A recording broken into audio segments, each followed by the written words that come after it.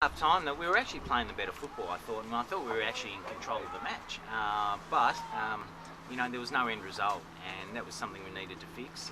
We changed our structure around at half time. We pushed one of the back four in and had a back three. So that changed things as well. But certainly a lot of fighting spirit from our players, and it was fantastic to see.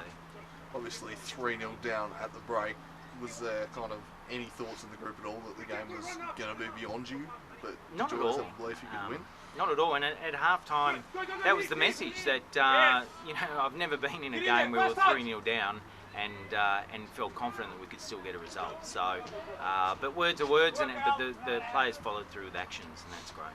The substitution of the goalkeeper, was that purely to counter the long throw-ins to Cartwright? He actually hurt his hip in the first 10 minutes, and we didn't know that until half time. But so we made the sub because of the injury. That sort of free kick from Hoy, does that lift the players?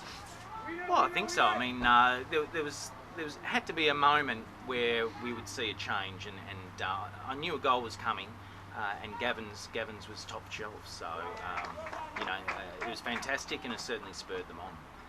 And a pretty amazing moment there right at the death. Nick Mearns bowling up and grabbing the winner for your team. What was the reaction like on the touchline there? Oh, it was pretty ecstatic. It was obviously quite stressful there for a good 45 minutes and 90 minutes. So it was it was a fantastic result, and hopefully it spurs the boys on for the ensuing season.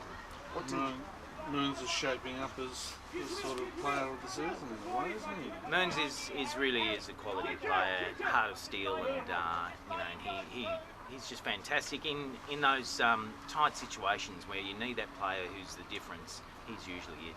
Do you think you could have had a penalty as well? I believe so. Was it just defensive lapses in the first half? Were you unlucky or? Oh, look, I think they had a tactic to really put balls onto Rowan's head, and the second goal was pretty much a miracle goal. It's going to be the best goal of his career. So, good luck to them. They had, I think it was 4 shots in the first half, and they scored 3. And that's what we want. We want to have an end product, and they had it in the first half. I thought it was improved performance from Shea Hickey today. I thought he had one of his better games. Good to see the midfield brigade getting back to the form they had last season. Yeah, absolutely. Obviously, Shea pushed on a little bit. We played him at the 10 to allow Mark Orban to come in. I think Mark Orban on his debut was good. I thought Aidan Farquhar was excellent and deserved a goal there, which hit the crossbar. So, look, there was some really good signs. A lot of these young boys have developed a lot in the last 6 months, and it's really positive for the future of the club. Have you had a call from the president yet? Yes. You have? Absolutely.